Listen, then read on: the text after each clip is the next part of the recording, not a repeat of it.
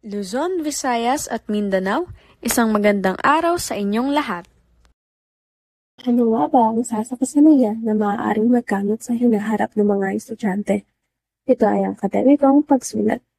Aming ipapahayag sa inyo ang lahat na kailangan malaman ukol sa akademikong pagsulat sa loob ng 3 minuto.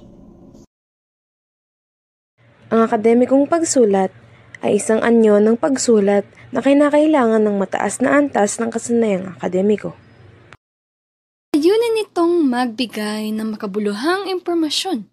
Maaaring halimbawa nito ay ang thesis, term paper, lab report at iba pa.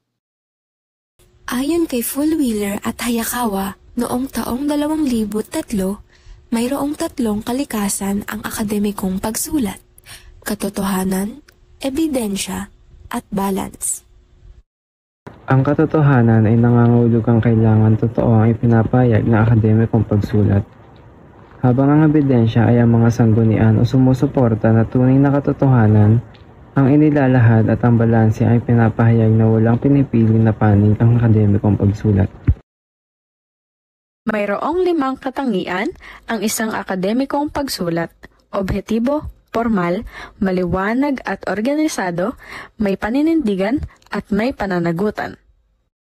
Objektibo ay nangangahuluga ang akademikong pagsulat ay nagpapahayag ng katotohanan lamang at walang hinahalong opinyon. Ang akademikong pagsulat ay kailangan ding isulat sa paraan na formal. Halimbawa na lamang ay ang pag-iwas sa paggamit ng mga kolokyal na salita.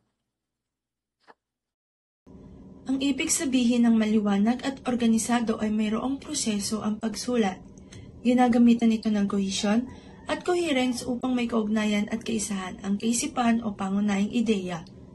May paninindigan dapat ang isang akademikong pagsulat. Hindi paligoy-ligoy ang paksa. Halimbawa, kung ang paksa ay tungkol sa pamilya, hindi ito magbabago at mananatiling tungkol sa pamilya ang paksa. May pananagutan. Ito ang pagbibigay pagkilala sa mga ekspertong kinuhaan ng ideya o ebidensya upang suportahan ang akademikong sulatin. Ito ay sinasagawa upang maiwasan ng plagiarism. Dapat malinaw sa manunulat kung ano ang magiging layunin ng kanilang akademikong sulatin.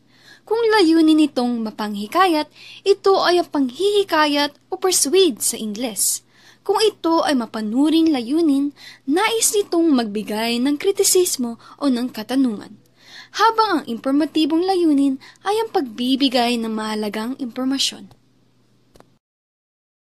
Created using Powtoon.